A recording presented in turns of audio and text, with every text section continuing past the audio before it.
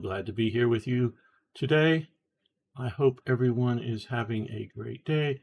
I am checking to see that we are streaming correctly here. Where are we now?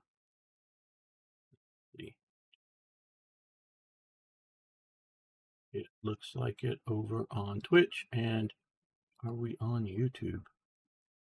Tubes you. Yes, it does. Let's go here. There we go. Don't want the echo.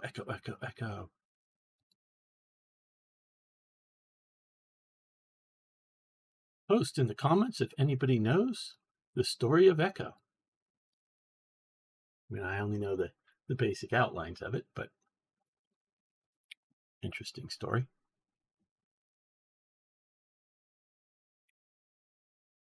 All right.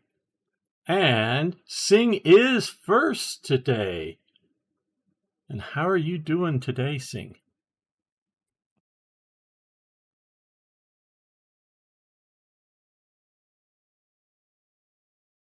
And Arno is doing a test. He is testing if to see if he's Arno.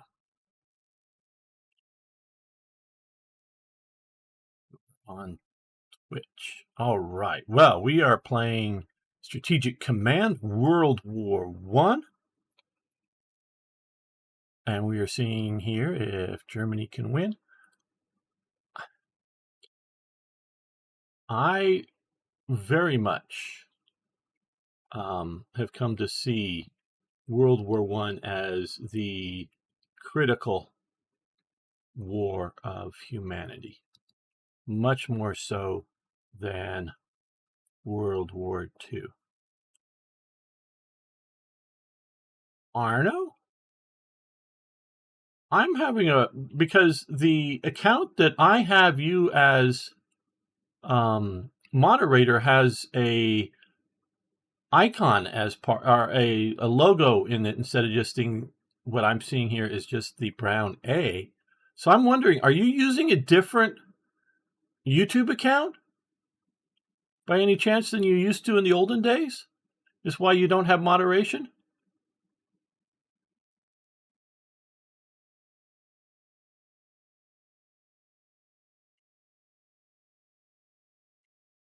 So just wondering if that is the reason, if there's another Arno account out there.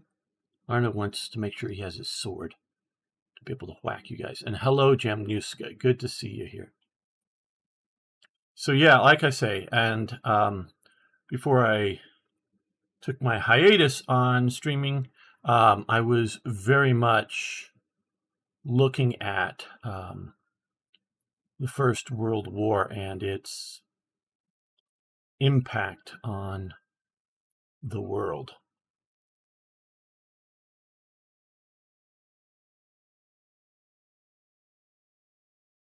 Okay, well, we have Russian ships at sea here, DD, a DD, and a CL. So,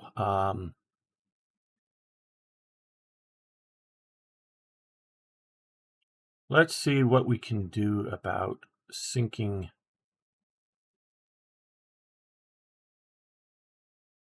the Russian fleet. Okay. Ooh, he's in range here and here, though. Might lose a little bit. Right. Well, I don't know why. Well, maybe I'll remove you as moderator later and then put you back as moderator again to see if that clears that up. Okay, so we're going to use our naval bomber, maritime bomber. And he actually got hurt worse than he hurt the other, which I'm a little surprised for First World War calculations of things. All right. Well, okay, we have a couple of CAs here. So we're going to move. CA is a heavy cruiser.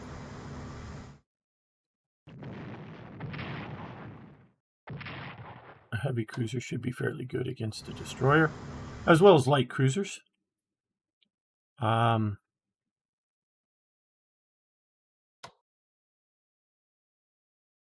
battle cruisers as well.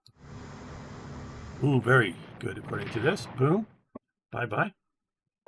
Sinky, sinky.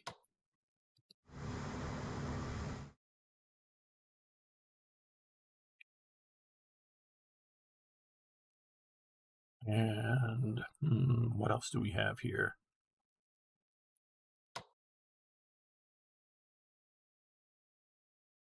Another battle cruiser, which we'll bring up here after this destroyer.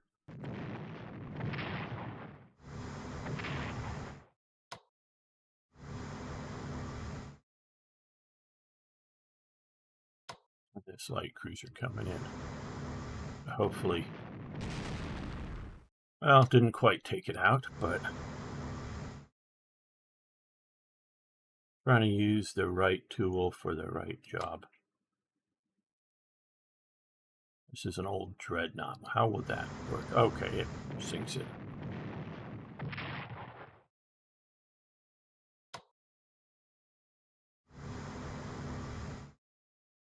Okay, now we have a light cruiser out here. This GA heavy cruiser. Not maybe as good as advantage as I would like. So let's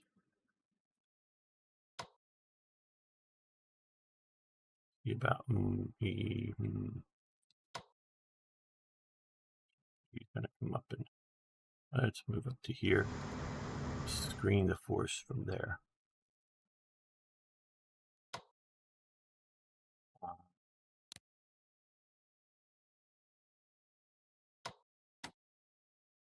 Okay.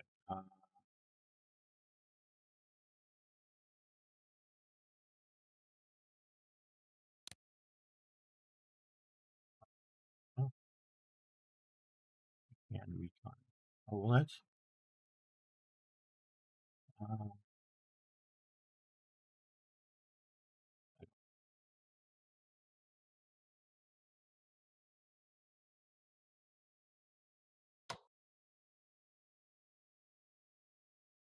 three dreadnought. So let's put some of our dreadnought here.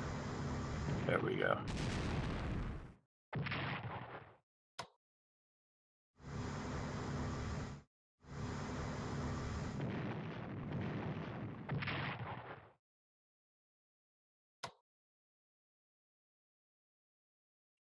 Well, America is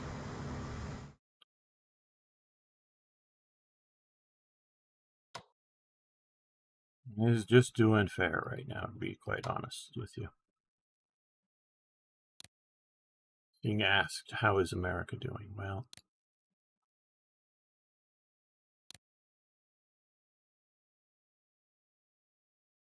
there quite honestly is a lot of troubles here right now.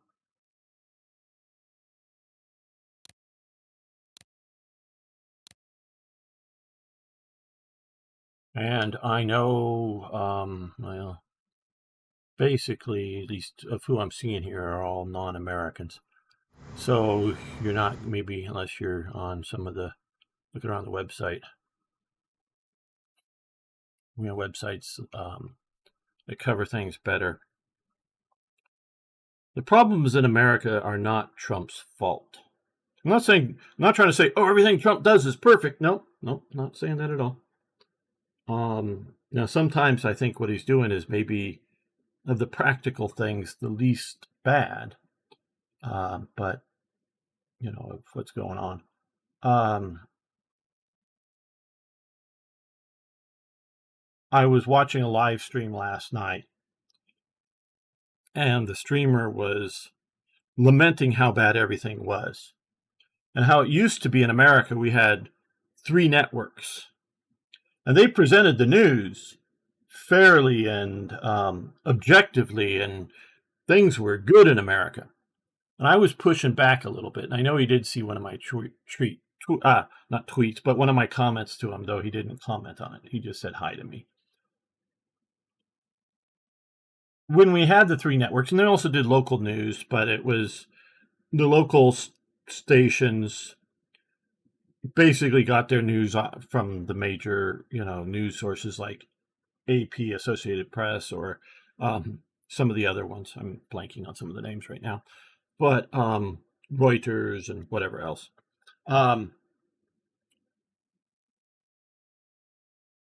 No, it was leftist news that wasn't too extreme left, because they knew if they started hitting us over the head with heaviest communist propaganda, people wouldn't buy it. But it was still leftist controlled, minimum leftist influence, if not controlled. And it was just because that they weren't allowed dissenting voices out there in the the mainstream. You'd have to go to some newspaper somewhere, and a lot of people didn't just read the newspapers for much. So,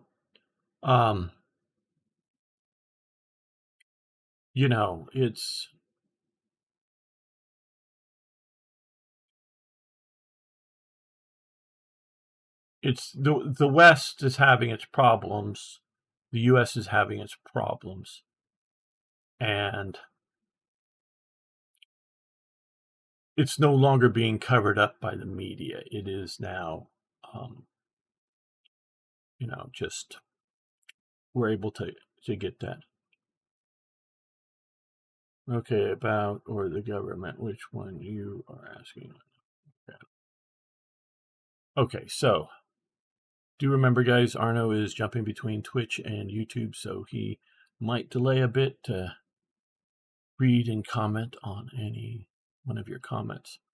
Okay, so we did that naval war, and I want to save that now because that was interesting. I mean, we took some damage. This isn't saving because everything is perfect.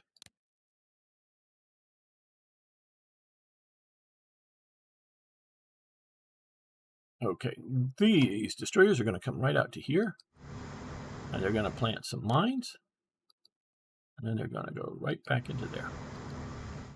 So we are doing some naval operations there. Submarines here. Okay. Fully upgraded, nope, see, gotta micromanage this.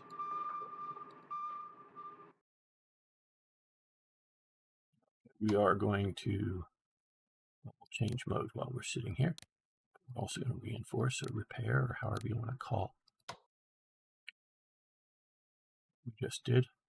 These guys need to be upgraded.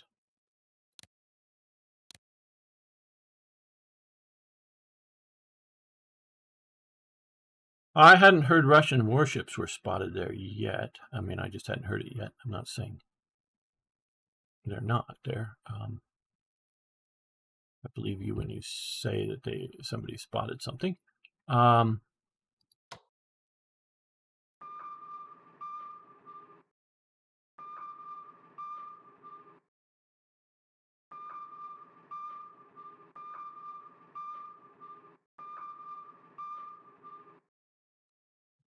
These guys here. Yeah, a couple of them minor. We're gonna avoid this lower area as maybe being heavily trafficked. Oops. They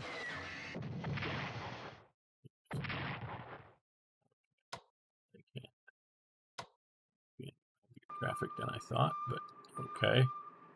They're really trying to keep me in.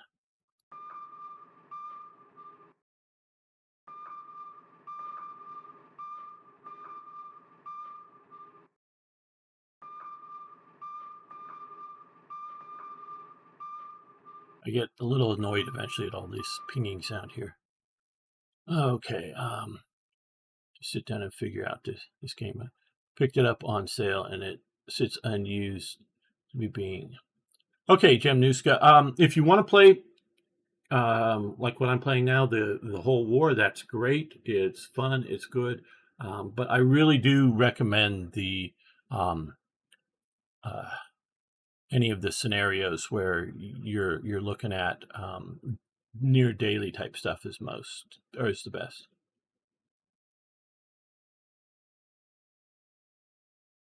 Yeah, people are hearing that kind of stuff around, seeing in various countries. I haven't heard anything specific about India and people being upset, but I'm not doubting it. Okay.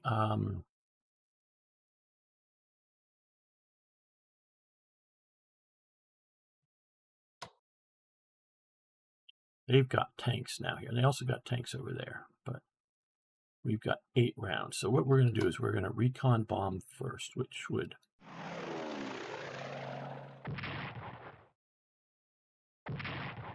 damage them a bit, but also supposedly fixes their positions better. And it's raining here. Raining up here in the near desert. Desert is slightly overstating what it is, but it is also here.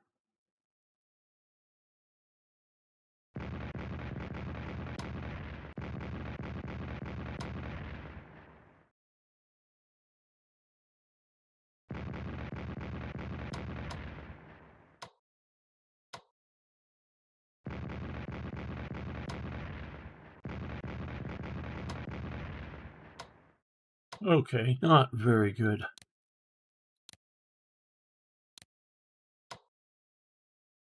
Odds if we attack there. Now here.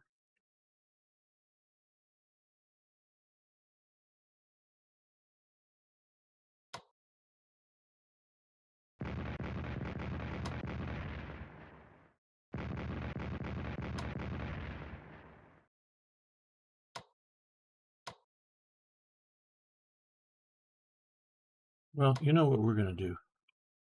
Let's reinforce here. We may stop our barraging. And do mobility. Mobility is nice. Mobility is great. Mobility would allow us to bring forces from the back up to the front a little better.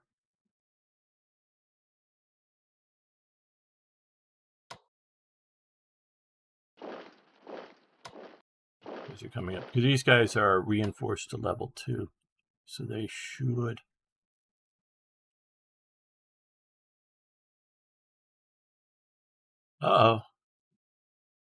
Seeing. Sounds bad.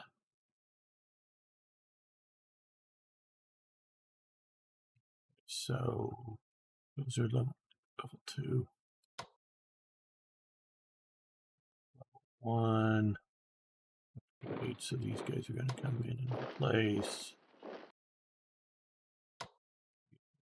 Back there, these guys are going to come up to here.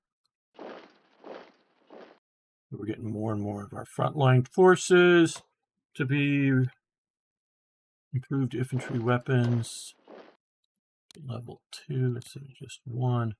You can see here, how much hard and soft attack values they have. So hard, I guess, would be like against tanks or whatever. So that's 5 currently, and they're going to go to 6 and whatnot. So, attack values light armor and tank. Okay, so from 2 to 3, so that would be good. And defense values against tanks are going up high too, so that's all very good.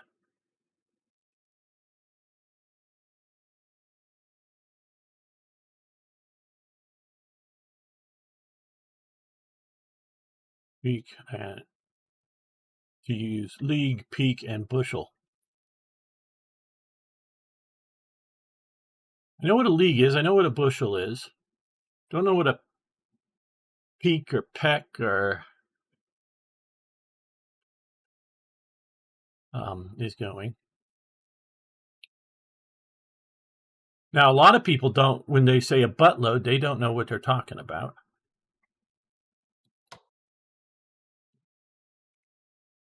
So maybe you ought to try to introduce that some more properly.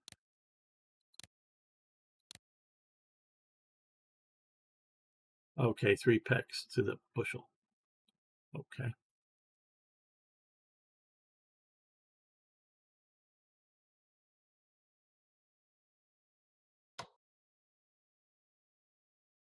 We'll save that. Okay, so we're upgrading along the front lines.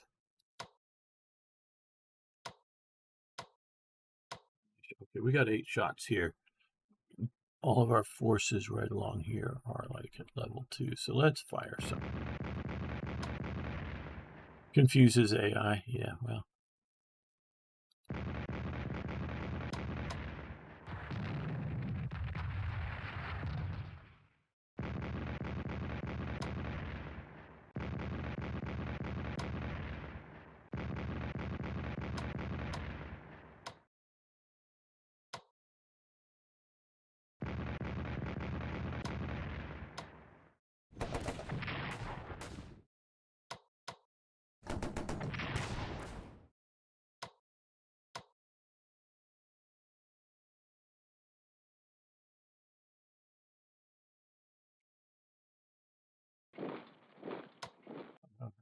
Oh, shit. Oh, damn. Okay.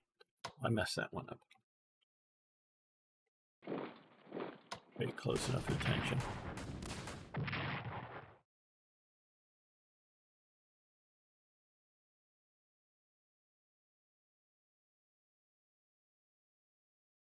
Okay, down here.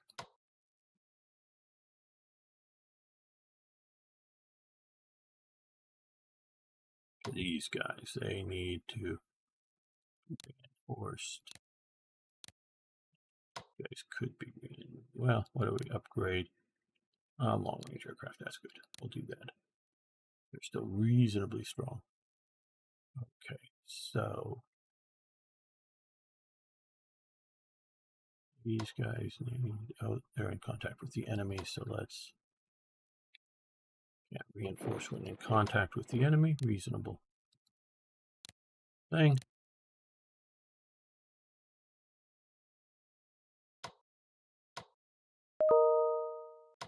Oh, so let's, normally I've been pounding here. Let's see about pounding up here. Try to close this bulge, if you will, in the lines.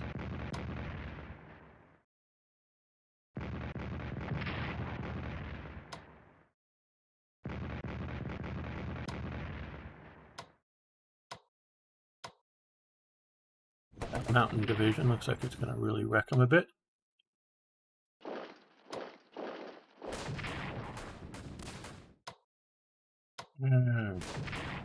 There we go.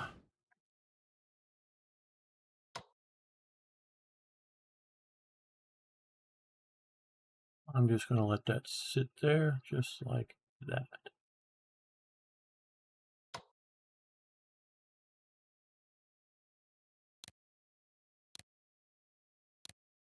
Okay, so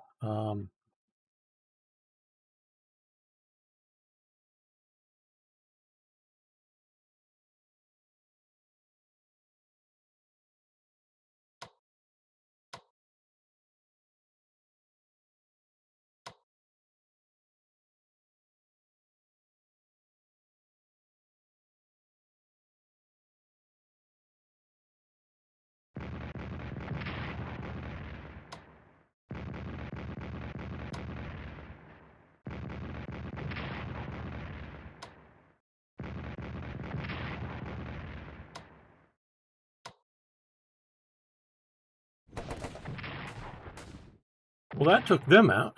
Okay. All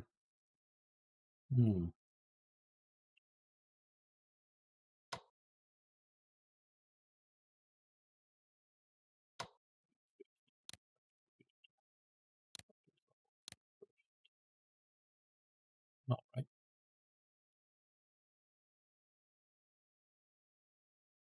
Sure, you can give a suggestion about Hoi 4. I don't know when I'm going to play it, but you can definitely. Okay, so subs. Problem is I don't know how good our anti-sub veto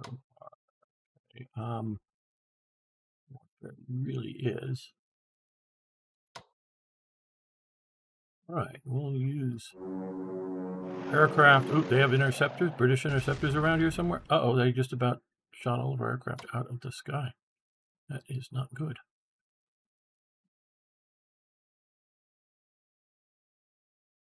Not good. Okay, guys.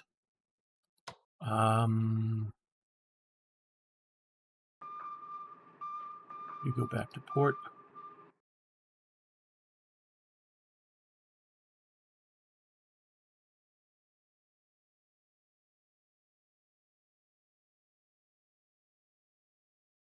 Okay, now on the Russian front of the Turkish areas, sort of like Armenia and Kurdistan areas.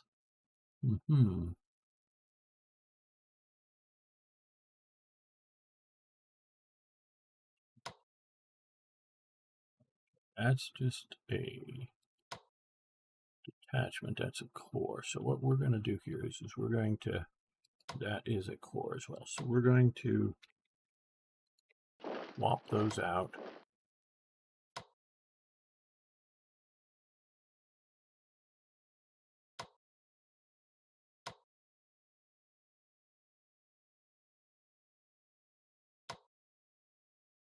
These guys are coming down here.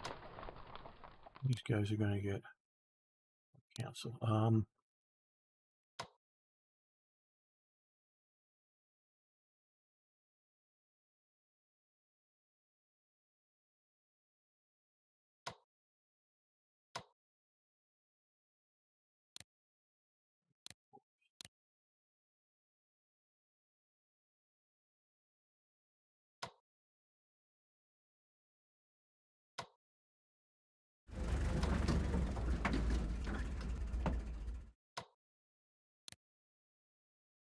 All the way down. Yep, we'll do that.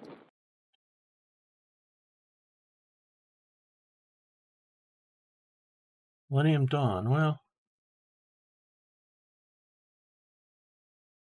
quite honestly, the reason I play Hoi is to play World War II, so I'm not. Oh shit! Forgot about that. I wasn't going to play this because I lost that chord because I forgot to do that. Oh well. Oh damn. Okay.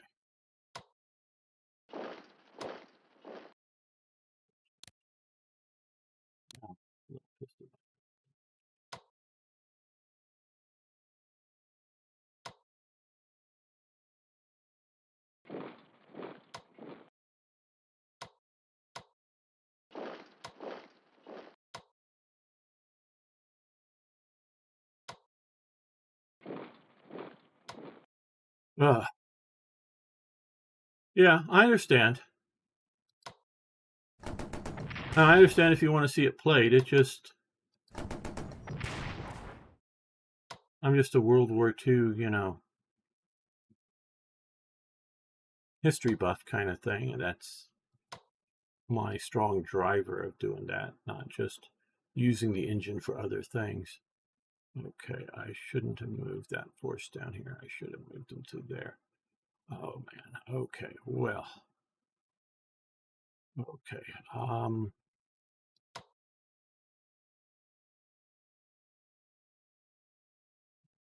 Get you to. Okay, we can get you all the way down to here. Bulgarian reinforcements for the Egyptian front.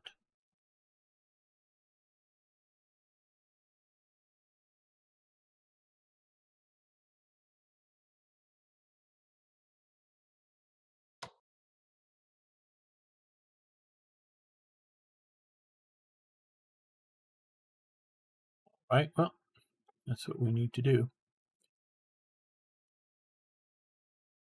Yes, I know I did say over here, but not a whole lot. This is a lot of stalemate.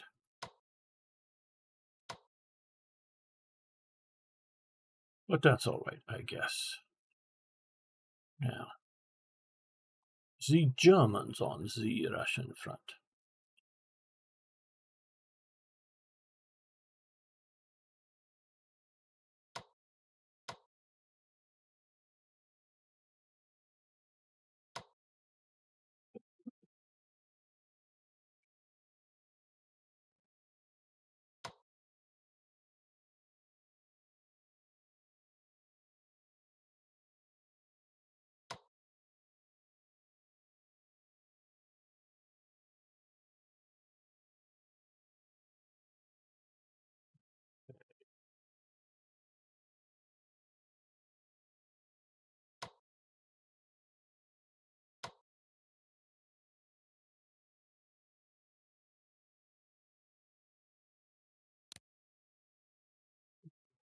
In here, upgrade. That means I'm going to wait for my offensive here. Well, see, they're not entrenched, but they are in the swamp. So,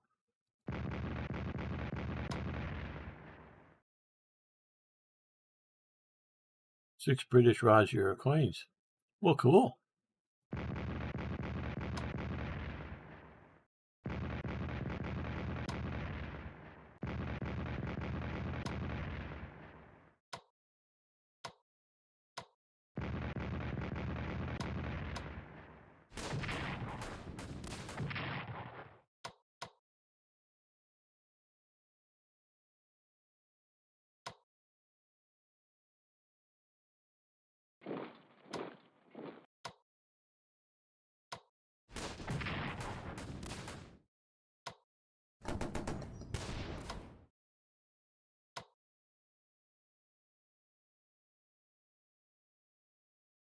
Let's need upgrading.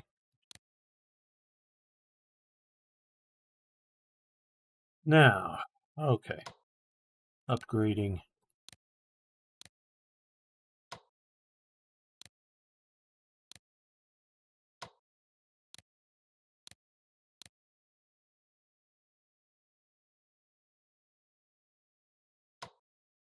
You guys need massive upgrading. Just a detachment, and mostly for occupation.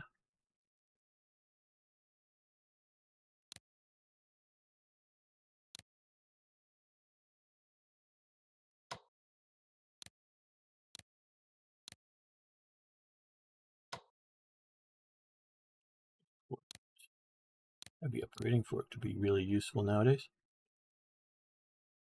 Hey, General Sorrow, how you doing? Good to have you here.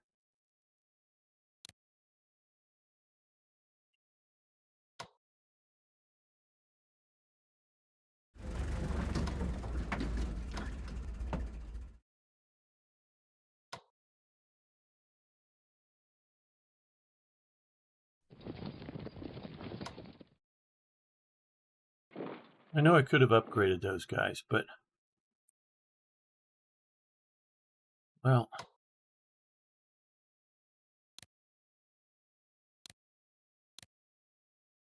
I do think that is important.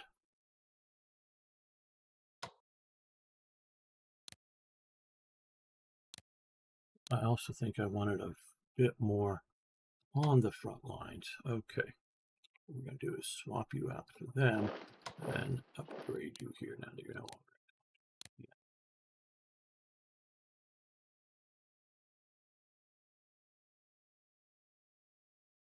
Yeah. An ancestral home with artifacts. Yeah, that'd be cool.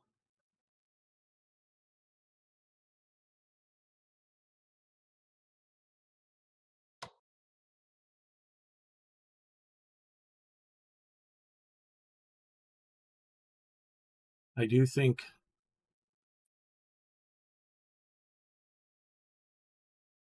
people in the West, not just Americans, but people in the West don't value the past as much as they should.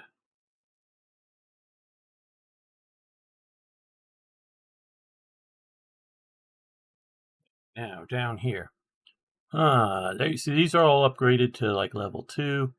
And instead of level 1. So these Austrians are not maybe as ready to act. How many rounds do we have here?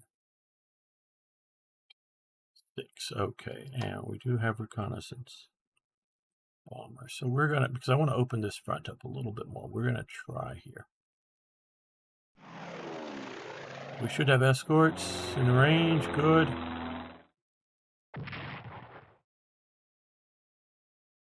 All right, and let's pound these guys for all of it's worth.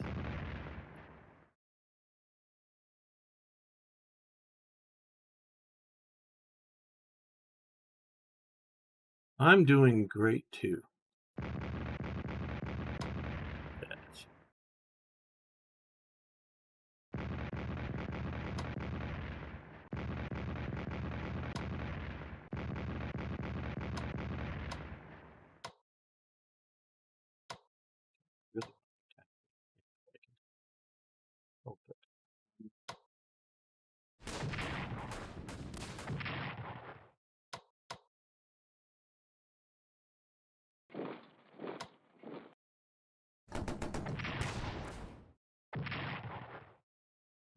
Okay.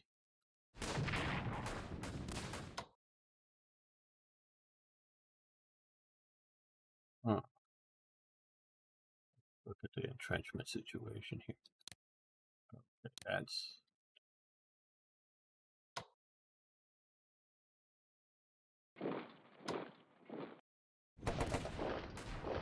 okay. Well, what these guys are going to do, these guys are going to move in here and entrench. With the entrenchment, you got to rotate the old entrenchments. Okay, like that. And now these guys here.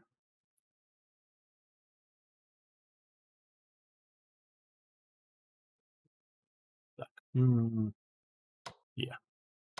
These guys are going to, well, these guys are going to move up into here. These guys are going to move to here. These guys are going to move over to here.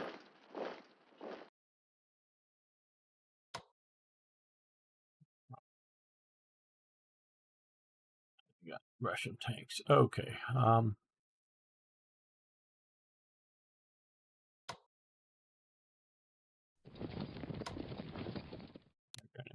French.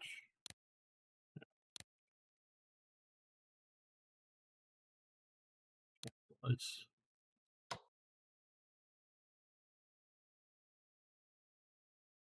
Yeah, we're shortening our lines a little bit here. Do we want to do that? Yeah.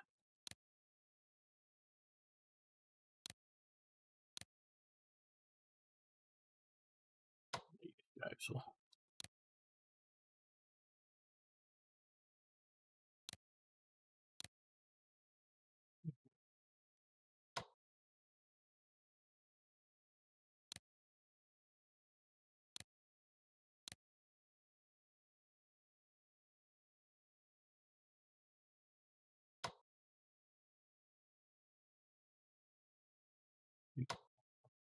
Just a detachment.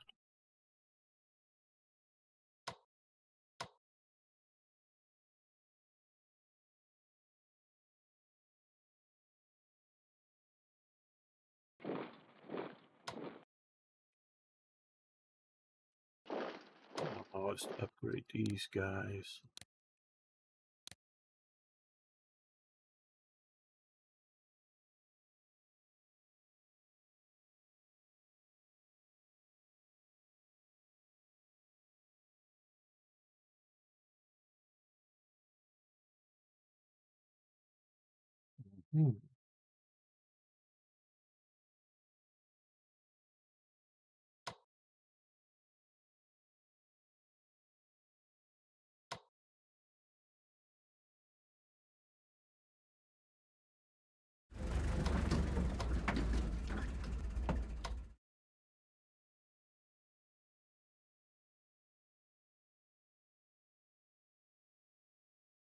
So, like I was saying a bit earlier, I really think World War I devastates humanity on so many levels, much more so than World War II.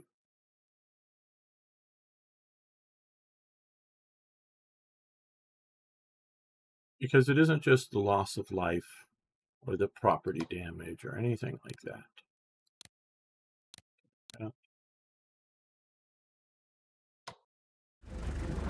Move you to there.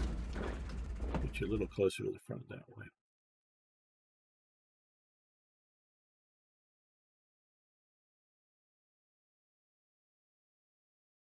You.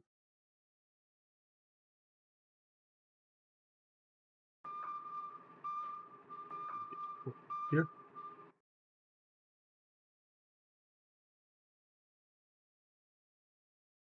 Well, feel a little pissed about that, but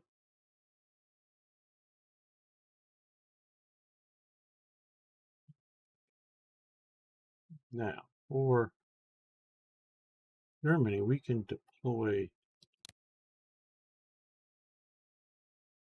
another HQ. Where do we want to do it? We got 1, 2 HQs, 3 HQs, 4 HQs over here to manage this that we need upgrading. And we got these guys here sort of manage the Germans fighting the Austrian front. We got these guys here. 2, 3 here. Here. I think supply is maybe more of an issue out here. So let's put you there. Could these guys be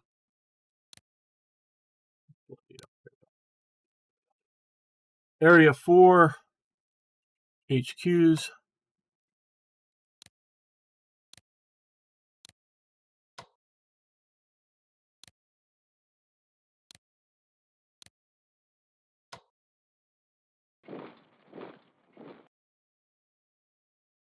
A war to end wars.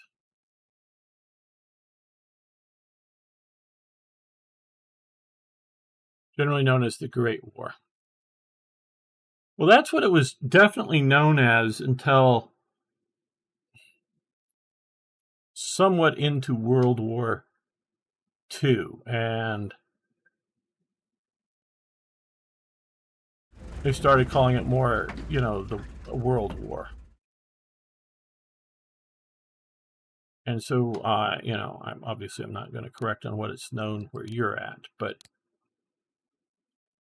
commonly referred to originally as being the Great War for sure, but then it somewhat changes into the Second or the First World War. Who do you think will start World War III?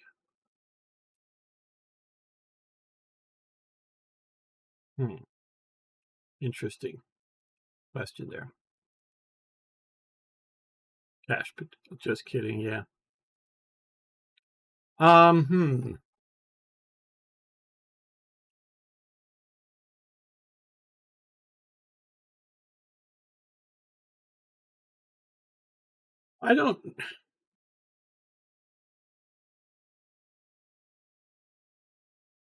was going to just say, I don't know if we're ever going to have another World War again, but then I thought, so I look at things historically, but then I thought how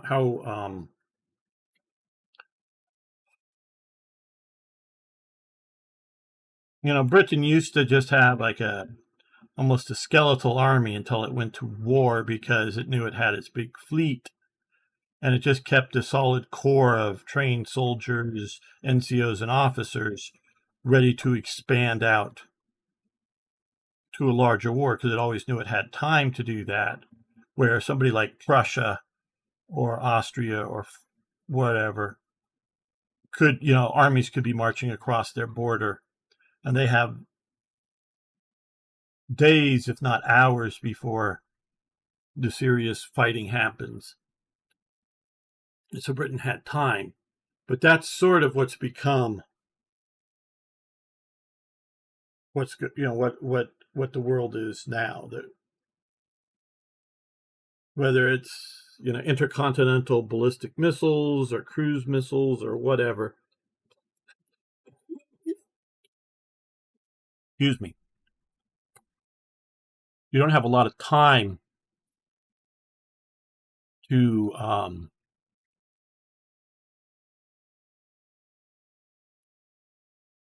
build up, and people may feel, and I'll get to some of your comments, General Sar and Arno and Singh. You have good points there. Don't have time to, or think that windows of opportunity are small and they got to jump into it. I was having a discussion with a friend here a couple of days ago, and he was just he is somewhat like Arno, though I think Arno is maybe a bit more extreme. A bit of a Russia hater, though he doesn't like China very well either.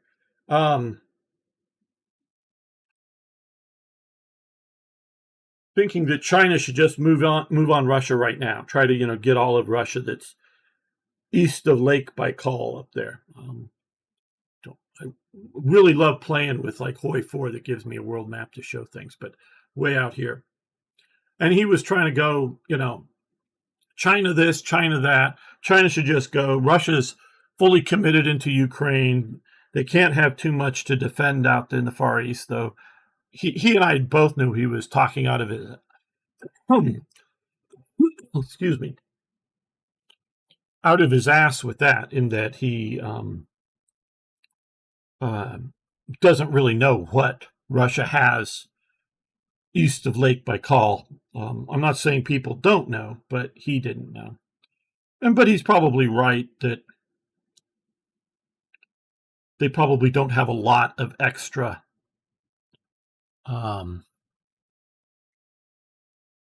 forces there if China wanted to commit a strong military push. But I pointed out a few things. One, logistics. Sure, the Chinese have enough to storm across the border and take Vladivostok or something like that. But really, to push into Russia deeper, a lot of the Far East in China is very underdeveloped. I know the Chinese have been developing it. Or, Far east of Russia, but also the far west of China, I should say. The Far East, and Russia's is very poor development on their Far East. So logistically, and they don't necessarily do a lot of matching up. I'm not saying that there aren't some rail, because Belt and Road, I do think there's some rail connections. I'd have to look a little deeper into it to know, but I think there are some rail connections. There's some road connections, but just a second.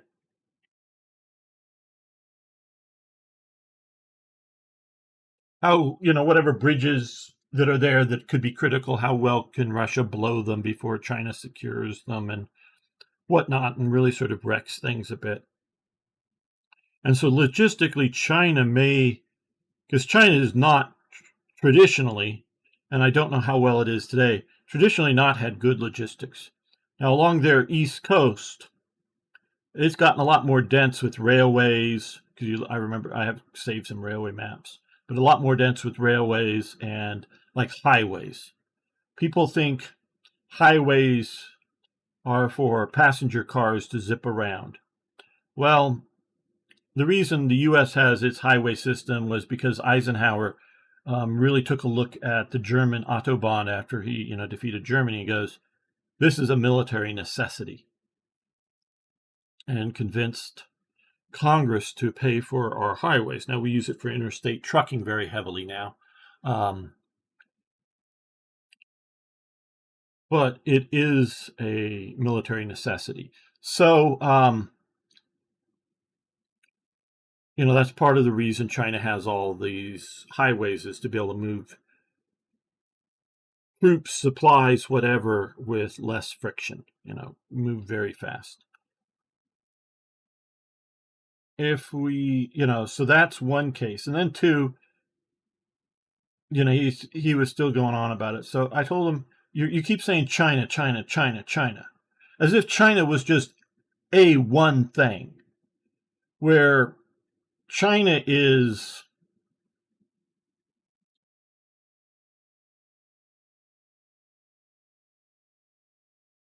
either the first or second most integrated, multicultural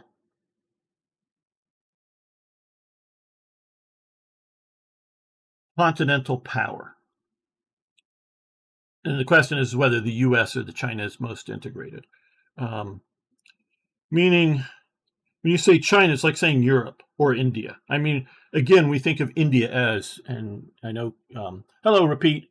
I know Singh here, who is from India and knows it so much better than I, but would agree with it.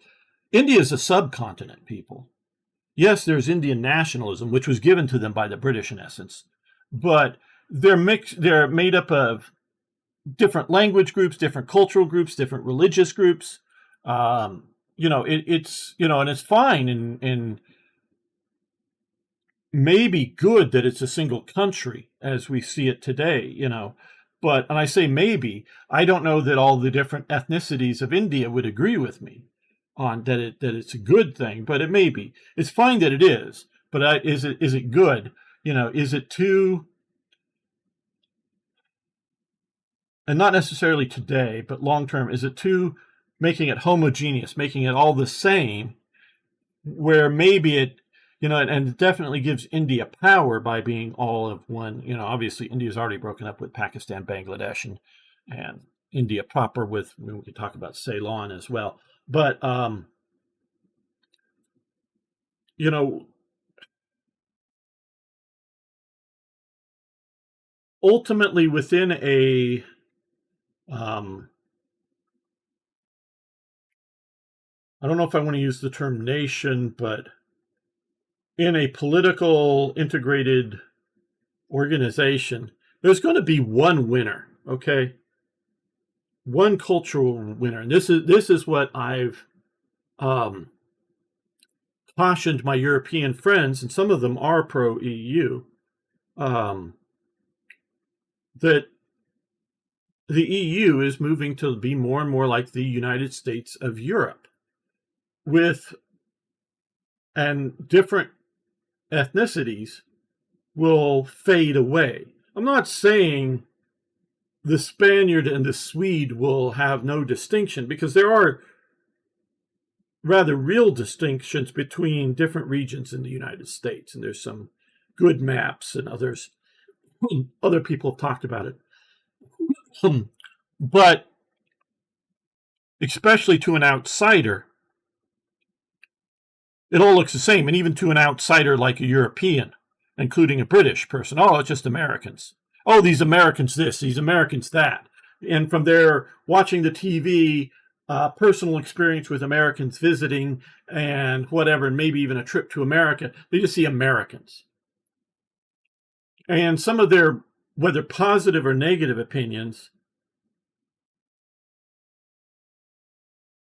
may be formed because, it's a negative opinion of something in the American South and a positive opinion of something in the Northeast, but those two different regions do not share that trait, national or cultural characteristic. And, and this, the people who talk about globalists and internationalists, there are those people most assuredly. But looking at all that, you're definitely having making a sameness all around the globe. And it's, hey, Beam Slam, and it is like what I'm doing here now. I'm talking to people literally all over the globe. And I do eventually have viewers in places like Indonesia and Japan and wherever else. But even right now, in multiple continents, I'm talking to people right now live. Is that we're all speaking in English. And not all of the, I do, very much think it's a blessing to India that they were, not never fully, because they were independent states and other things, but were primarily conquered by the British. So they inherited English instead of French or Russian or whatever. You may not think it's inevitable for a European conquest, but it mostly was. China was one of the few places that was large and didn't get heavy conquest by the Europeans there for a while. But even where countries like Ukraine, like Poland, English is becoming, that were never, conquered or dominated or heavily allied with or whatever, with the English or the Americans, is becoming the, to use an older term, the lingua franca of the world, the common language that we speak to each other. And so we're seeing that. And, India is much more recent, where the oldest integrated continent is China, with the Qin conquering the various ethnicities over much of Asia, and, conquerors and empires constantly expand, and they, and I think the Vietnamese are they have a rather different language as far as I know, but I think they are a sort of a somewhat Chinese ethnic group that migrated down there, where the Kramer or the Cambodian or whatever is a much more regional ethnicity down there, and some of the others. So China may decide that Vietnam is really part of China, whatever. But and Korea, is part of China or whatever, and think they need to move into those places too. But so China is this sort of, and what do you call a continent? But is the Eurasia really just one continent? Well, no, but also yes. But if we look at it, and you want to call India a subcontinent, it used to be, back in the dinosaurs' days, its own sort of continent, not readily connected with other major land masses. But because of the Himalayas, it's sort of segregated off. China, again, because of the Himalayas, and then this sort of deserts and other wastelands to its west is sort of segregated off. Yeah, I know the Silk Road and whatever path sort of kind of, did pass through there, but was, a thread of a lifeline, not a major, cultural connections. And Europe is its sort of own thing. And then you have, whether you look at Europe or you look at the Mediterranean, which is North Africa, and then you have sub-Saharan Africa, so you got these other areas that are sort of geographically, there were a lot of either boats or cross-desert communication, but sub-Saharan Africa is very different from, Northern Africa or the Mediterranean basin or whatever. So, so China is sort of its own continent, if you will, like I'm sort of saying India is its own continent. And sure, the different ethnic groups in those regions share a lot more similarities. And, I don't know how much a Chinese would identify, because, Europeans are some of the more genetically diverse peoples in that we have all kinds of different hair colors, and our skin tones vary a lot more, where there are definitely variations down in India with the different major, not just conquests, but migrations of people into India over the years. But they tend to all have black hair and fairly darkish skin. And China and other Asiatics, again, all black hair, mostly all straight black hair, and similar sort of olive skin tones,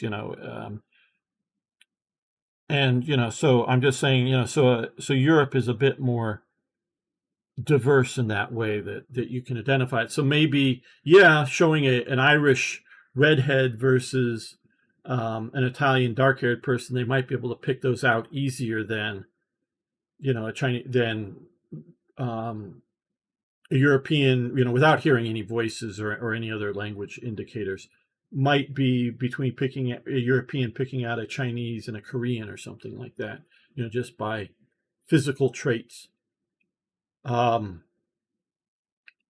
So, but and so in Asia, you expect, people to have a lot more similarities. But that was part of it. But also, and I've definitely over the last 30 years, the CCP is about ready to collapse. The Chinese Communist Party is going to collapse anytime soon. And some of these people are still saying it for the last 30 years. And that's their shtick. They're anti-communist and all this, and maybe they see all that. Look, people, the CCP, and I'll get to your chats in a moment. The CCP is nowhere near going to collapse. There's nothing going to collapse the CCP or at any foreseeable thing. Now, obviously, unforeseeable things happen, but any foreseeable things, the CCP isn't going to collapse. But President for Life, or whatever he's called, his government within the CCP may collapse and a different faction take over.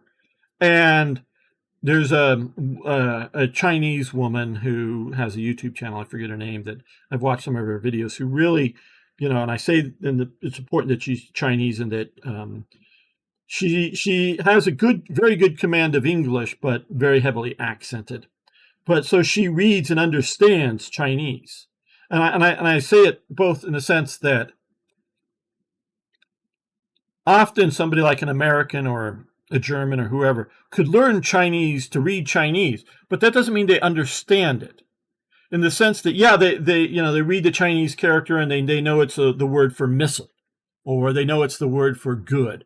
But when you look at the meaning of the sentence, what is it within the cultural reference? When you read, different newspapers in China that are somewhat controlled by different factions within the CCP, and what does that mean? If you know what, the underlying context, not just can I read the words and translate the words correctly to English, if you will, but you get the context of what is sort of being said within everything.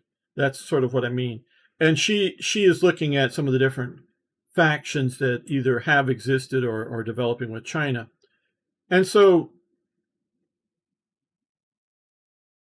there's been thought that some of the aggressive activity in the out in the South China Sea and the Straits of Taiwan and whatnot have all been provoking maybe by a group that is within the CCP that is trying to cause a conflict that then would allow a coup against Xi, meaning Xi gets sucked into a war or something, and then would allow a coup against them. And so the idea, and my friend is Greek, and I sort of went back to, I forget which king sent a messenger to the oracle at Delphi to find out, ask what would happen if this king invades this other kingdom or city-state or whatever. And the answer was, a great empire will fall. And so the king thinks, oh, good, I'll go invade because this great empire will fall. Well, his empire fell. And it was, he took it as being, a good message, but it very well might have been intended to be you're rolling the dice on this, and one of your two empires will fall, and it's unclear. So if Xi were to order Chinese military forces into a weakened Russia and try to carve off a big area of Russia, is that going to be good for Xi's government? Does China, who does have territorial ambition that it thinks it's lost territories to the czars, and it has, in a way, yes. And even do the Chinese want to say that Mongolia is part of China or not? Inner Mongolia is, and it was really only, I think it was Khrushchev who really pushed the Chinese to recognize that Mongolia was, and I'm using air quotes here, independent, meaning a Soviet puppet state, and not part of their territory to be reintegrated. And that was earlier, I think it was still under Stalin, that Russia finally leaves Port Arthur because it had reoccupied Port Arthur at the end of World War II, when Russia invades, and I'm going to call it this, Manchukuo, because that's what it was at the time, Manchuria, but the Chinese puppet state up there, puppet of Japan, reoccupies that. They come into there and rush down there and get that and get northern Korea, and they also retake or reoccupy Port Arthur. And they also had, up until that point, so years after the end of the Chinese Civil War, and years after the end of World War II, and that's what I'm talking, both so during the later stages, even of the Chinese Civil War, there's Russian troops occupying what is today Manchuria. Now, it wasn't necessarily occupying it as a Soviet socialist state of Manchuria or something, but it kind of could have gone that way, if you will, depending on the states of China and Mao And this is one thing that Stalin particularly distrusted Mao and disliked Mao's communism is highly nationalistic communism, where Stalin and those crew, Lenin and all that, yeah, well, Stalin comes from Georgia, but they may see themselves sort of as Russians, but they thought of themselves as internationalists and not nationalists. So there's that sort of break in the thing. And I know I'm going off on this long thing, but does China really want to occupy Russia east of Lake Baikal? Maybe it'd be an easy occupation, but maybe it might look like, especially after we're looking at Ukraine, is Ivan, the local Ivan and his AK-47, is he going to turn into a Russian guerrilla for a generation? Are they going to have a generation or two of serious, like we're seeing in Ukraine, that you for sure that once things settle out, whether even if it's a Russian withdrawal from Ukraine territory, Russia for years would be filtering in things like drones and other supplies to the guerrillas there. So even if they militarily were able to blitzkrieg and take all that territory, they could very well be facing a long, protracted guerrilla war. And then, two, what is going to be the rest of the international reaction that may collapse to a degree? I mean, not saying everything's gone, but collapse China's international trade, them grabbing up all that territory.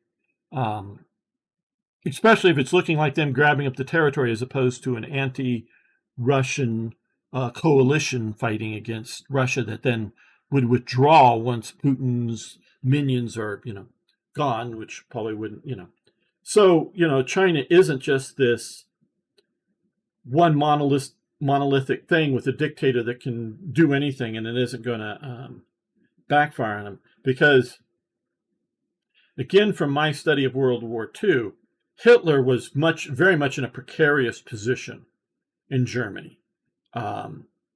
He loved when they finally were able to reintroduce conscription, because that allowed the army, or had the army conscript huge numbers of the SA men to fill the ranks of the army, and he thought that made the army much, much more loyal.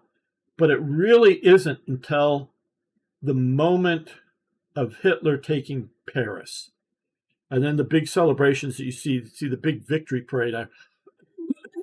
Something I only saw a few years ago, that was in Berlin over taking Paris. That finally truly cements Hitler's position of power within Nazi Germany. It was precarious up to that moment. If anywhere his threats of war backfired too badly, heavy casualties, you very well could see a coup.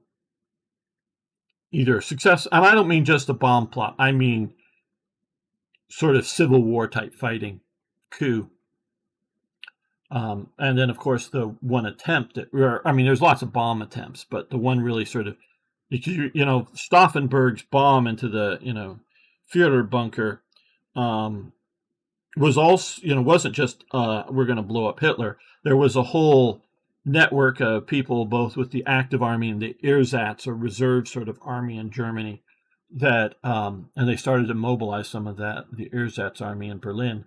There was a whole coup planned against the Nazis, if you will, and not just over assassinating Hitler. There were other sort of moves going, and that's what I mean. It was the only real big organized, actually put into action attempt at bringing down Hitler within Germany, and that took the disasters of the war finally happening, with the conclusion that there was no winnable scenario at that point for Germany. So to get back to my point is, looking at China, it's not necessarily you just get to go in and invade and win. So, this all goes to, is there going to be World War III?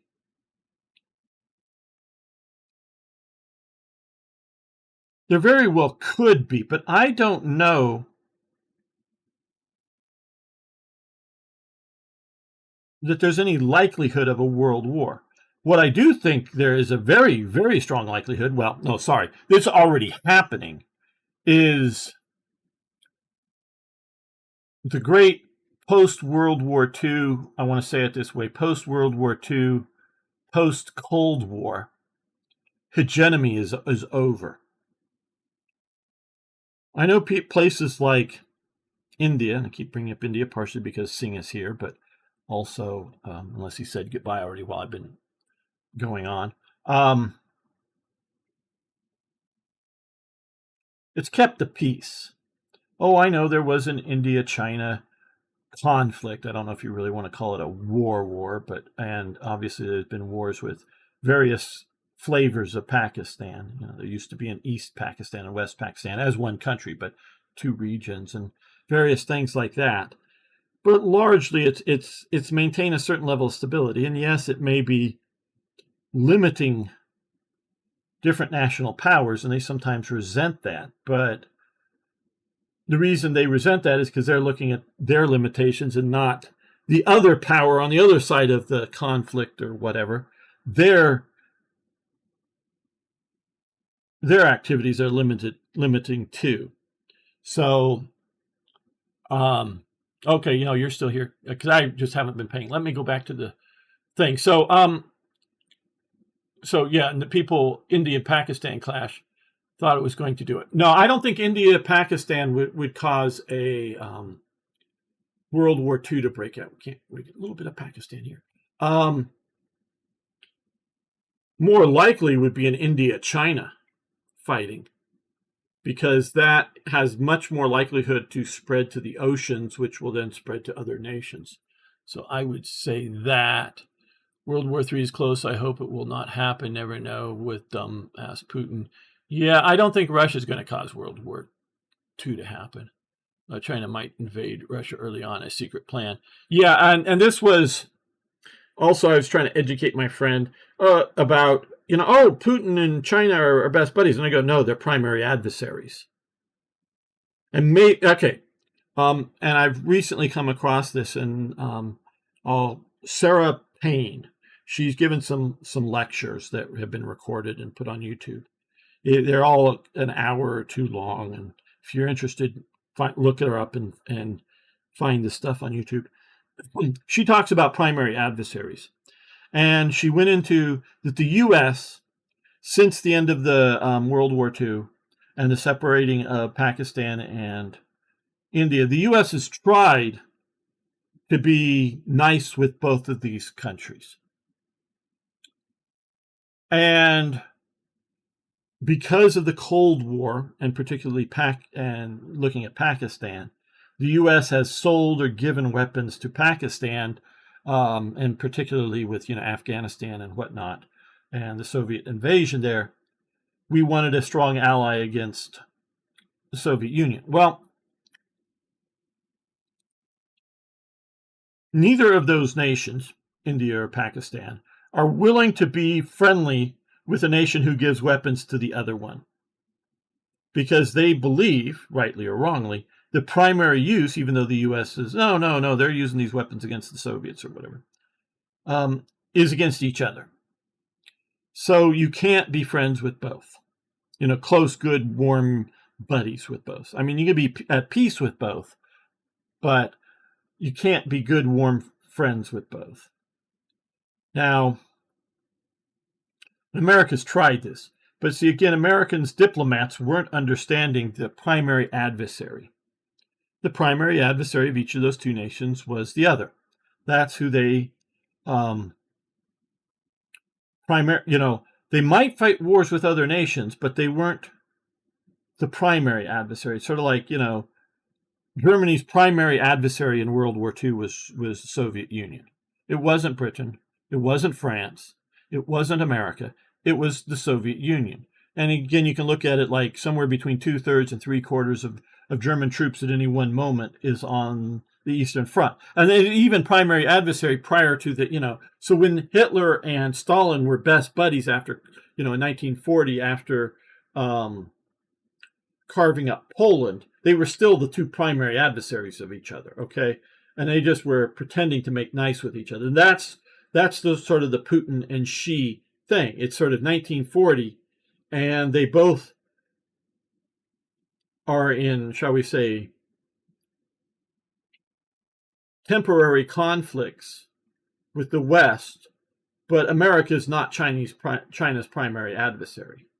It's either Russia or India.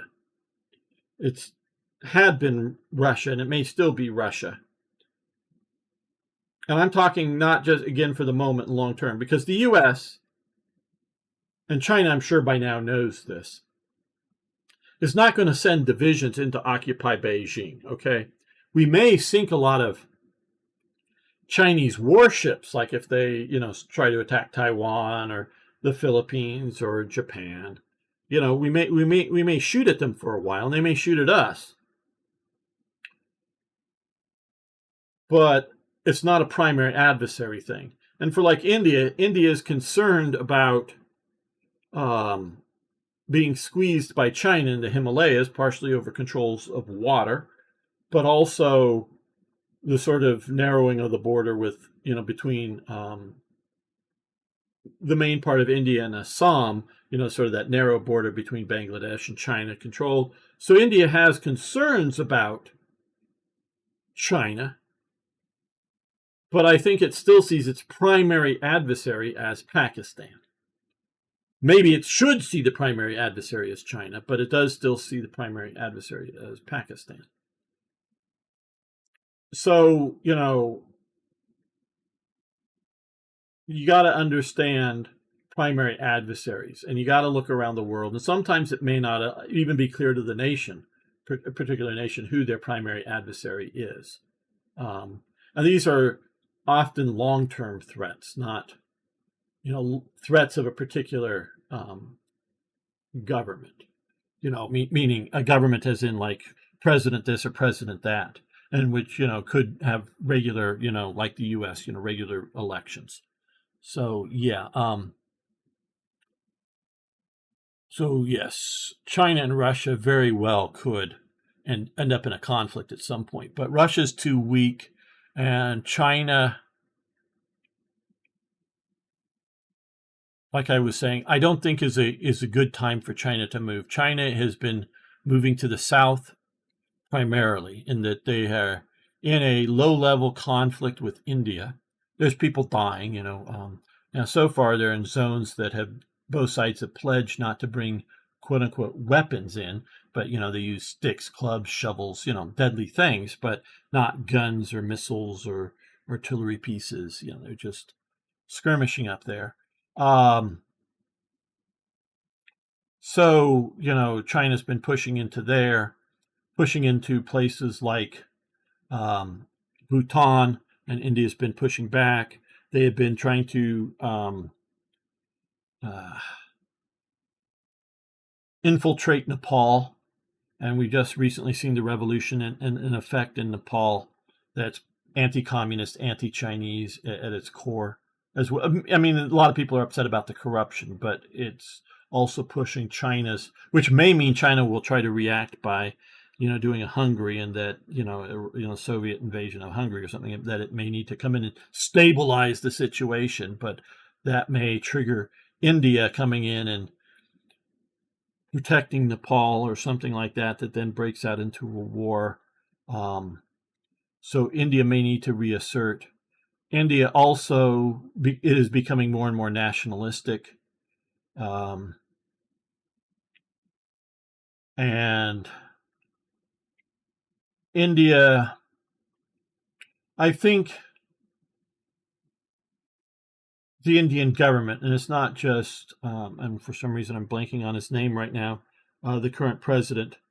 It's not just the current government, but, it's the government realizes that India is in rough shape right now, but they see themselves in 50 years or longer to being a world-class power, and that not just a military power, but economic, political, cultural, blah, blah, blah, all the different things. And so it wants to not be pick a side. It wants to be its own side. And I don't think the realities of the world, at least right now, um, can allow or that India is in that place. And so India is trying to be independent and then getting upset that the U.S. won't sell them some high-tech weapons. Well, the U.S. only sells, I mean, we'll never sell its highest-tech weapons, but to foreign powers, including places like Australia or Britain. But will second line very good stuff, won't sell it to India because India is not really coming into the American sphere of influence. And it's not going to.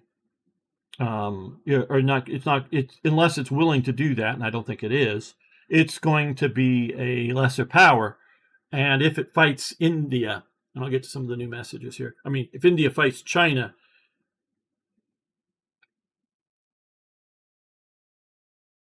I'm not saying like, again, Chinese troops into the heart of India or something like that, but I think it's going to find that it doesn't do as well as it hopes. I think its professional army isn't, and I'm not saying there aren't really good troops or whatever in India, but I don't think that is common enough. I think India's army is way too weak, and other armed forces are way too weak. They do well against Pakistan, but against China, I think it's going to be a problem. So, yeah, I could break out. Okay, yes, and I know I said hi to repeat. Going through the chat here.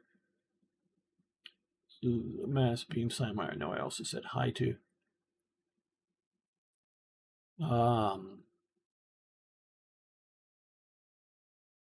Yes, we have Arno here. We share one common thing with China, the swastika. Yeah, but you share that sort of swastika, which is different than what the Germans used. There is and the Nazis dug up every single instance that they could possibly find of something that they might be able to interpret as a swastika in ancient Europe, and it comes down to literally. I mean, there was some fake stuff that they faked, but that was fake that they did, but there is literally down to a handful of things that they could point to, and several of them you'd have to take away some of the extra elements to some of the tile shapes, mosaic shapes, to get a swastika out of it. So it really isn't in Europe. It really isn't in Africa. But it is, strangely enough, in China, India, and North America. There's a famous photo of like swastika laundry or something like that in Canada, because they weren't trying to mimic the European post World War I usage. They were again sort of mimicking symbols from the Americas, the Indians, and one of the U.S. divisions, I believe it was a blue or pale blue field with a white swastika in it, that was a standard divisional symbol up until like 1940 or something like that. That we finally pulled it from the U.S. Army, as the divisional symbol. So we were using that for one whole division had a swastika as its symbol, because we were using the sort of Native American but Indian symbols for a lot of things. It's like Chevrolet and Pontiac and several other of the like car companies are all named after Indians, either tribes or individuals. Pontiac, I believe, is an individual. So yeah, it's sort of Asia and North America where you find that symbol. Okay, seeing well about the relation with them is improving now. So meaning, the border capability, global South, economic cooperation, trade resumption. I guess that's with China. After USA put tariffs on us, the tourism has also started again. after nearly 5 years. Yeah, there's neutral relations between China and India. I think it's worse than neutral right now if you really look at it. I would say, well, the people here are pro-Russian. Well, the common between India and China is that they both have manpower, so that they both can throw manpower. Yes, at each other to push China to a difficult time. Yeah, that's right now, but in 30 years, China will not have the manpower. India will in 30 years, but China will not have the manpower in 30 years. It'll be gone, at least soldier manpower. So it'll be gone in 30 years.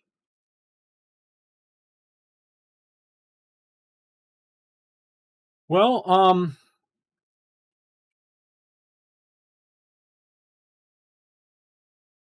because, Arno, because,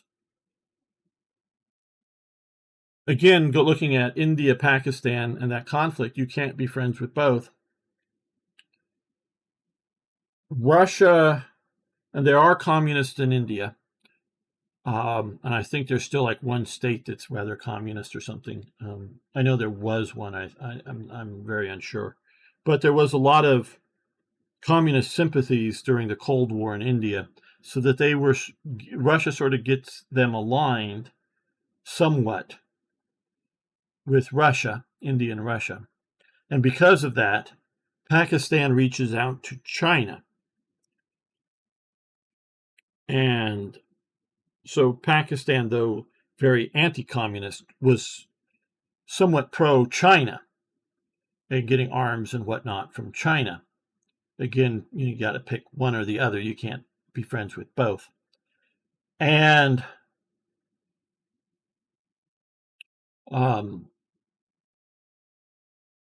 so you had that sort of alignment during the Cold War. And since the U.S. did identify, and China did identify, that China's primary adversary was the Soviet Union and not the Western powers. It took some time. It took into the 60s and Kissinger and all that stuff, because it finally got over the idea that Korea was about America's attempt to overthrow communist China. No, it was just about attempt to stop communist expansion. And originally, I know China definitely sends huge numbers of troops into Korea, but North Korea's attack into South Korea was very much a Soviet enterprise and pushing, not Chinese. And so it was very much more of an anti-Soviet play than an anti-communist CCP play. I mean, it was somewhat, obviously, but not majorly. So the last, or at least second half of the Cold War and onward, there's been a lot more friendly propaganda to the people in India for Russia than for China, because of over Pakistan. Right now, the U.S. government and the U.S. people are not happy with Pakistan, and we no longer need Pakistan. We needed Pakistan for the Cold War, and we needed Pakistan for our occupation in Afghanistan, because there was needing supply lines, both air and ground, through Pakistan. But we no longer need that, because I know Trump is talking about Bagram Air Base, and I don't know what the hell's going on. But even if we do get Bagram Air Base back somehow, some way, some whatever, that's not occupying all of Afghanistan. So we don't need huge truck convoys going back and forth across Pakistan. So America's strategic desire to have an ally in Pakistan is greatly diminished. The only thing that is sort of kind of, I think, keeping America trying to being somewhat friendly to Pakistan is, whether accurate or not, correct or not, is the belief that we can influence them over their nuclear weapons. And our concern, which, yeah, I mean, we're concerned about people throwing nuclear weapons anywhere and everywhere in the world. But the big, of course, thing that the U.S. worries about is handing off to terrorists, with the nuclear weapons. Of course, India's worried about being targeted by them in a general attack, but we're worried about terrorist attacks. So America's attempt at being an ally of Pakistan or needing to is greatly diminished. Now, there's a problem with India.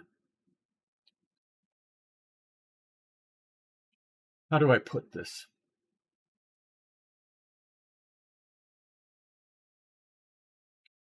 India has, because of various factors, has since the 90s, I would say, a lot of interaction with the U.S. And you have to realize there was no natural connection between India and the U.S., meaning they were never part of our empire. We never had significant trading with India because that was all part of the British Empire, and the British Empire closed its trading to outsiders. And like I say, during the Cold War, we were more of an ally of Pakistan. So there wasn't a natural connection, if you will, a historic connection between India and the U.S. But really, since the 90s, there's been a lot of interaction. The wife of our vice president is, ethnically Indian. Had been, no longer. I think it's no longer. Yeah, pretty sure. The governor of South Carolina, southern state, is Indian or half Indian or whatever. She's, from India. Kash Patel, our head of our FBI, has Indian ancestry, I believe, as opposed to Pakistan, but definitely subcontinent. The head of Google is from India, and the H-1B visa thing I found out, which I was shocked. 70% of the H-1B visas were given to Indians. Now, these are meant to be sort of some technical job type things. So you weren't going to get a lot from Nigeria, okay, or Ethiopia. I understand that. But the idea that 70% were going to freaking India. Yeah, there's lots of Indians out there. That's quite true. But they were all going to Indians. The second largest was China, and I'm sure they mean mainland China, but maybe they're lumping Taiwan into that stat that I thought. And it was something like 20%. So that leaves like 10% for places like Japan, Britain, Italy, and I'm definitely put in Japan in there, or Korea, the two nations that are highly developed, have technical skills, programming and other, computer technical skills, and have reasonably large populations. They weren't getting the H-1B visas, and that was because there was a lot of, and I'll use this word, infiltration of American tech industry by Indians, and they were hiring other Indians. And that's a problem, people. It's not because they're Indians that it's a problem. We could discuss that. But that it was so focused on, even a very large country, so focused on one country. And that's a bad thing when you look at places like Japan and South Korea and Taiwan and even the Philippines. There is a technical class there, and Australia and New Zealand and Britain and Poland and Spain and wherever else, that they weren't getting a significant percentage of those visas. So I am not anti-Indian. I'm just a more balanced sort of person, and I don't focus on India. And so there's this problem with India, including with that. And if we look at this, $100,000 a year to have an H-1B visa now, and other trade tariffs. They're not focused on India, people. India may see how it damages them, how it damages India, but that's the same. Is the $100,000 is for anybody coming into the U.S. to work here, and trade tariffs have gone up against for many nations around, and there's been certain nations that I'm sure for strategic reasons that they've been rolled back a bit, and then of course there's the whole going back and forth.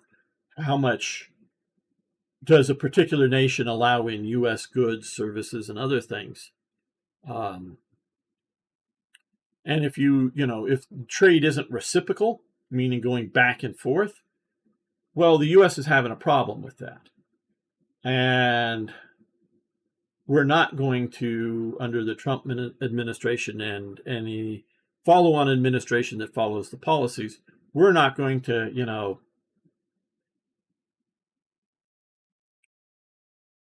follow the Marshall Plan anymore, because it was very much the original Marshall Plan and then post-Marshall Plan, the idea that the belief, and for a long time it could, afford a lot of losing deals because America was just too industrially and technologically advanced that even if we, allow bad deals, we'll survive. And I remember back in the 80s and, mid 80s being told by people, in school and other places, oh, hey, yeah, we shouldn't protect our steel industry because otherwise it'll become old and outdated. No, Americans will innovate. They'll find a way to be better than everybody else, and our steel industry will just, they'll go out,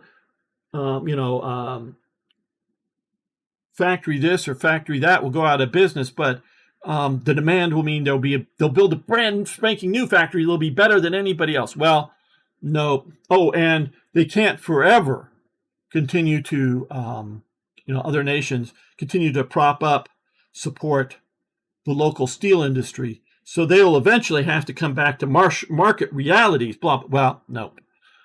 Nations can decide, well, we're going to prop up our steel industry or whatever and do it forever, or at least practically, to the point that will not allow the financial, without something like tariffs, without certain levels of protection, will make economic sense enough that banks or whatever will invest money in building new modern steel plants. And even if we do, they may not be a generation better in some ways than steel plants in Europe, or compete against maybe outdated steel plants, but steel plants in China or something, just because they'll be cheaper and supported by either weak currencies, for export, or government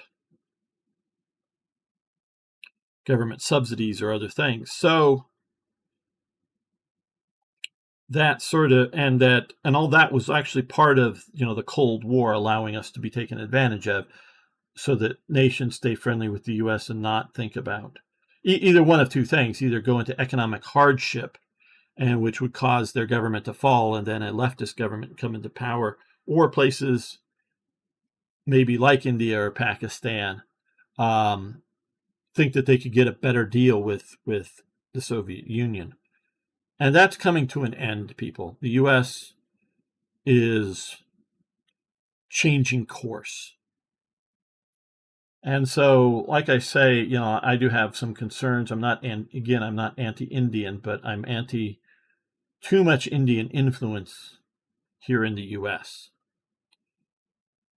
An unbalanced level of influence, I could maybe say, compared to, again, other nations.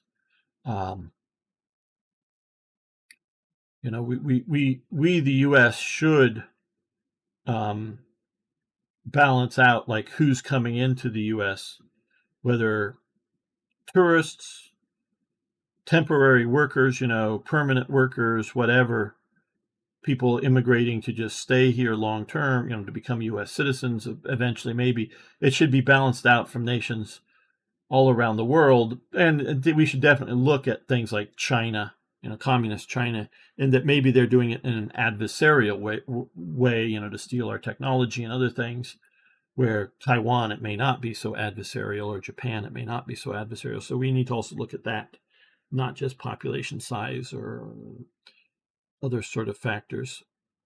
So yeah, India needs to understand some of what's going on is not about them. It's just about the world and the U.S. versus the world. And some of it is maybe about India, in that Indian markets may or may not, depending on a particular country and whatever, but Indian markets may not be importing enough American goods.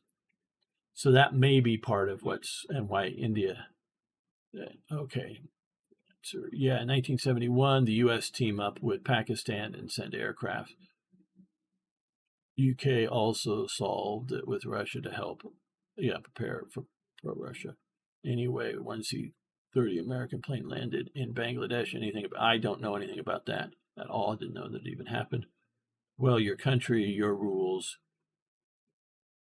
Who are we to say? Exactly, seeing. And this is one thing that I'm sort of upset, not with India, but with a lot of nations that had been getting super good deals.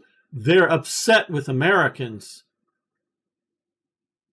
for America changing its own rules, where I don't get that so much from India, that sort of upsetness with America. I don't get that. Okay, let's get back to the game. I hope that was interesting. Okay, so back to the game. Let's see. Germany really can't purchase anything, both because it's already somewhat maxed out, and there's a lot of things, and we just don't have much MPP. Austria has MPP, and so it can build a tank corps. We want to make sure it is and mobile as possible. And Turkey here. Okay, it can rebuild one corps cheaply, so we'll do that, and that'll be all we build here. Okay, so let's save this, because I've sort of lost what I'm doing here in that long monologue, mostly monologue.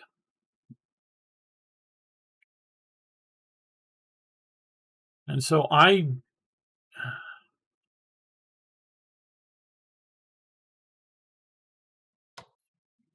entrench, just trying to get a little further forward. Entrenchments. I don't think there's going to be a general world war in which, like we look at the Axis, the primary and how allied were they? They weren't very. I mean, they were, but they weren't. They didn't have central planning like there was for the Western allies. Between particularly the British and the Americans, but yeah, some other small nations as well. Because primary adversary for Germany, like I say, was the Soviet Union. Primary adversary for Italy was Britain, because Italy wanted to expand into British territories. And the primary adversary for Japan was China. Now it decides to wake up and have a new primary adversary of the United States. But that was only because they decided to do so. There was no short or long-term military threat. I do mean no short-term military threat by the U.S. against Japan until the Japan attacks both the U.S. and Britain and its allies. Had they not done so, there was no U.S. appetite for going to war with Japan over China. And even if they did an outbreak of war between the U.S. and Japan over China, it would have been a war very different than what was, because the American people would see it as a war to protect some foreign nation, so they wouldn't be willing to take high casualty levels. They wouldn't have been willing to go into, massive rationing and other restrictions in the American. It need to be something sort of like, if you will, a Vietnam, and where everything back in America was basically functioning as peacetime, and an expeditionary force sent against Japan that casualties had better be limited. And, U.S. and budgets and everything else would just be limited and would not be, heavily affecting the U.S. homeland. And so, and with the very limited goal of trying to get Japan out of at least its newly, I don't know if it would have tried to get it out of Manchuria or Manchukuo, but try to get out of its newly acquired territories and not try to take Taiwan, not try to take or liberate Taiwan or liberate Korea, and not, conquer Japan as a whole. It would have been a limited war, a war over Japanese conflict in China. And so that a peace agreement or whatever could have come out of that war. One way or another, if Japan had been successful enough in that war that the U.S. started, might have meant that the U.S. backed down and signed a peace agreement, not giving up any U.S. territory like the Philippines or, which was just a protectorate, or actual territory like Guam, but, just ceasing hostilities and recognizing, Japanese control over parts of China or something like that. You might have had something like that had the U.S. started that war with Japan. And that would have been a secondary adversary for Japan, the U.S. being such, and not a primary one. So it only switches primary adversaries once Japan does what it does. So you have the three major Axis nations. You can look at Romania. Its primary adversary was the Soviet Union, so it aligns with Germany, but it is, at its core, Romania is very anti-German and anti-Nazi. And it tries to get alliances with Britain, and very hard tries to get alliances with France. But the shock of World War I and the sort of remoteness of Romania means that it can't, and Romania accepts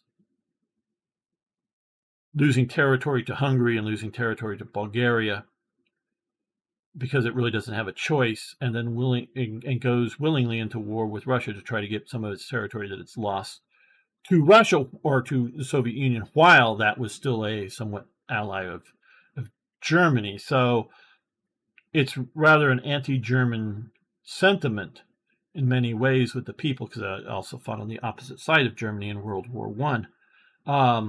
And Rommel fought down in Romania, fighting the Romanians in World War I.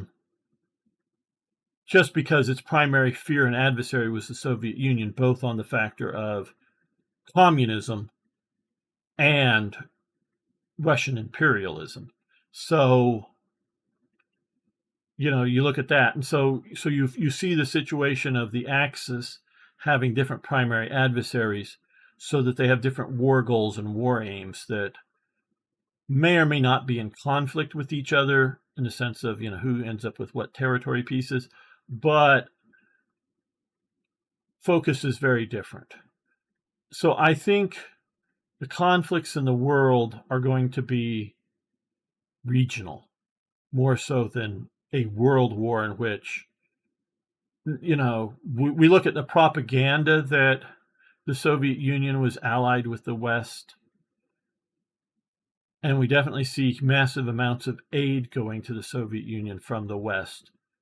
But largely they were fighting their own war. I mean, they couldn't have had the success that they had. I mean, could not have had the success that they had without U.S. aid.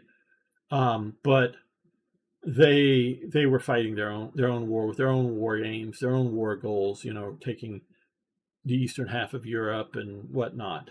That was anti what their Western allies, so-called Western allies, their so-called allies in the West, however you want to do it, disagreed vehemently with it. And, so without a huge, strong, something like the Axis out there, I think you're more likely the idea to find a German and Soviet war, a Italian-British War, a American-Japan War, all going at the same time. I'm just using that to illustrate it. All going at the same time, but not, you know, I'm sort of trying to say that and I can draw a good scenario, but had Russia and Germany gone to war without, or Soviet Union and Germany, without France and Britain going to war with Germany, that it was sort of a war between those two nations. I don't know that Britain and France and America or whoever would ever go to war with Germany. They just sort of watch on the sidelines eating popcorn, seeing them, slaughter each other. And if at the same time, Italy and the British Empire, I say it that way because they're fighting over imperial territories, not core national areas. Britain was not trying to take Sicily away from Italy, and Italy was not trying to take Wales or Cornwall away from Britain. It was fighting over, imperial territories that weren't core elements of their nations. You could have seen a war like that going on, and you could have, let's just say, you did have somehow a U.S. gets into the war with Japan in a way that maybe Japan pulls the trigger first, whether it's attack on Pearl Harbor or some other, attack in the Philippines or something that may not quite enrage America like it did, but America at least being the aggressor there. And so an American-Japanese war, American allied with China versus Japan war, all going on simultaneously without being a world war. In the sense that the U.S. could ship something to France, whether it's not necessarily whether it's a weapon, but it could be resources or whatever, ship it to France, and then from France it gets shipped to Italy, and then Italy uses it in its war against Britain, and Russia could be, I don't know, selling oil to Japan, however the hell they get it there, but selling oil to Japan, put it on train cars and haul it across, the continent there, and into Manchuria. Selling oil to Japan to fund its war with the Germans, and the U.S. not, they might make diplomatic noise, but not making any real, aggressive noise about Japan getting its oil from somewhere else that the U.S. can't just sink the ships or whatever. You see those kind of things break out. I think things like that are more likely than a world war. Okay, did you drink, gamer? I don't know about drink. Okay, so let's see here. I know you guys get me off topic, but it's fun. Okay, so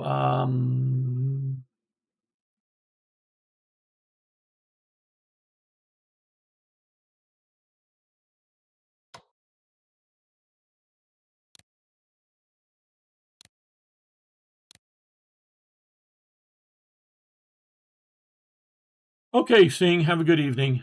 Yes, see you tomorrow. I should be streaming War Thunder tomorrow. A little more action tomorrow. I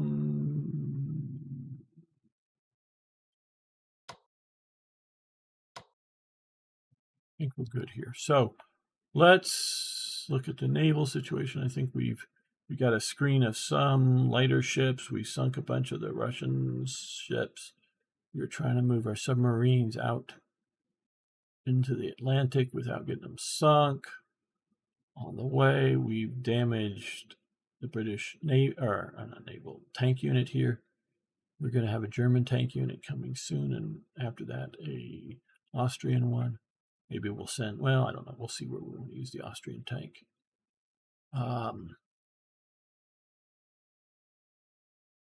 Right. Let's give the Entente their turn.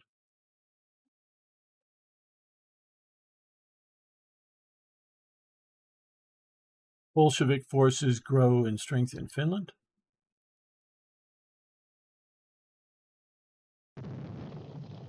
Entente raiders disrupt Norway. Yes. North Sea.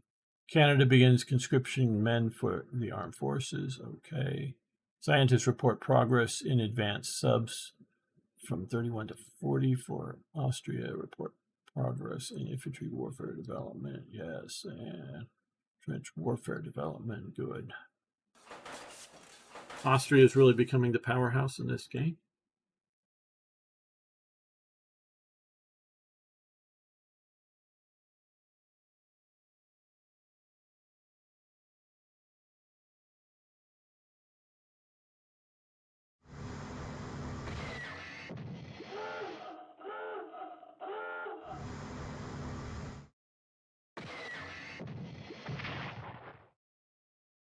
That didn't work out so great for them.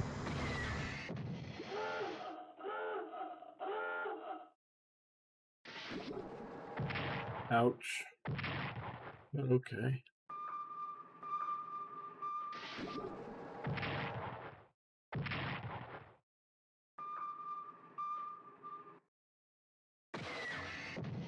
Oh, I should use all those extra MPP to upgrade the Austrian Navy. I'll be doing that.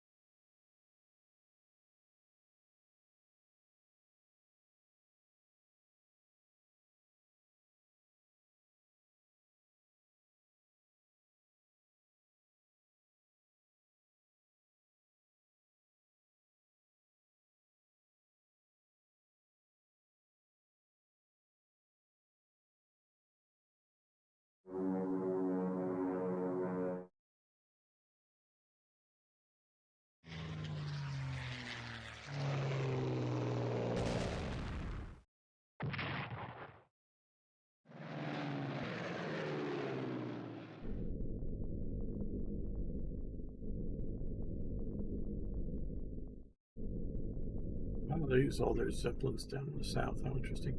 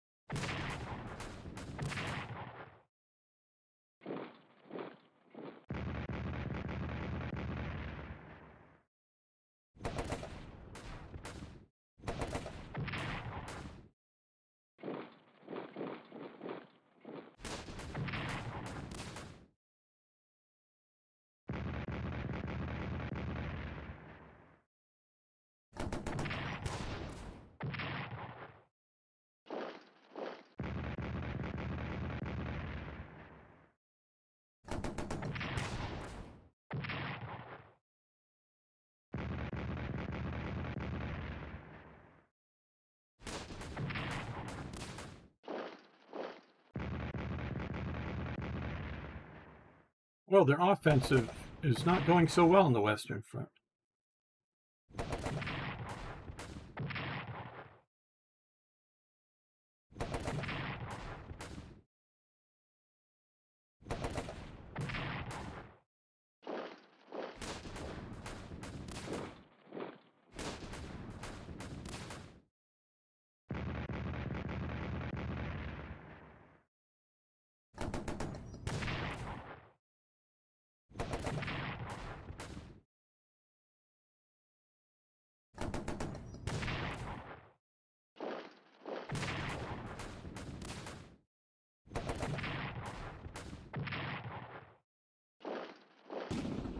Oh, the tank came in, lost. Well, the tank did not do well.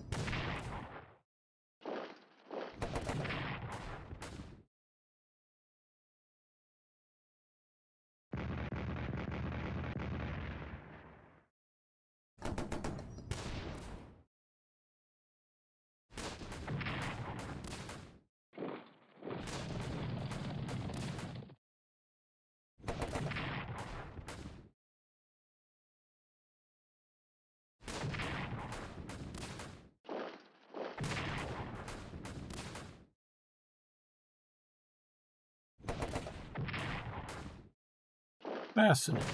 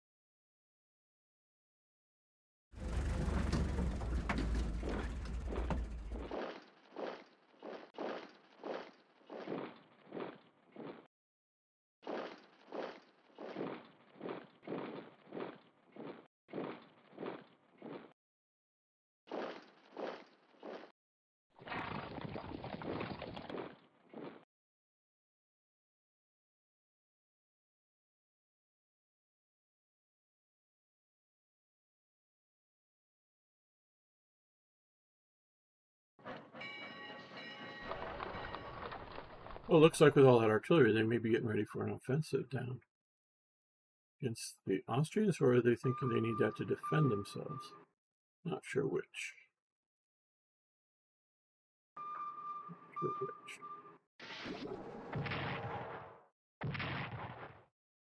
I think those are just motor torpedo boats, but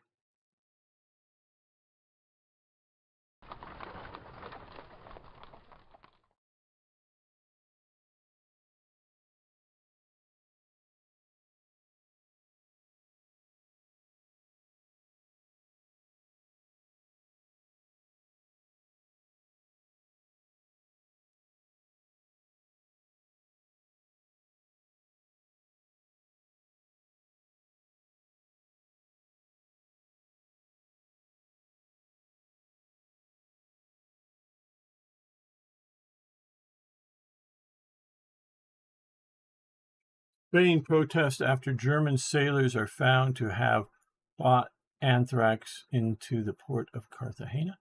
Okay. Didn't know that that happened historically.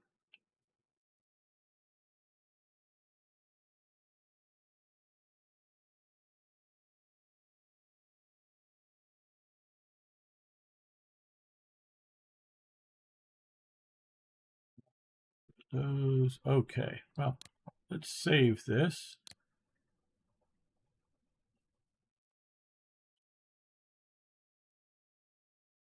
And I think I know we've only really played one turn in 2 hours.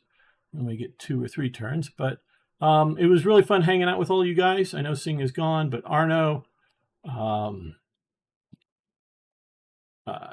Beam Slam, Repeat. Who else am I forgetting here? General Sorrow. Scrolling back up to remind me who was hanging out with me today. Jamnuska, who's talked early on but hadn't said much recently. Okay, thank you all for hanging out with me today. I know there's a few anonymous or people who have not said anything. Thank you, guys.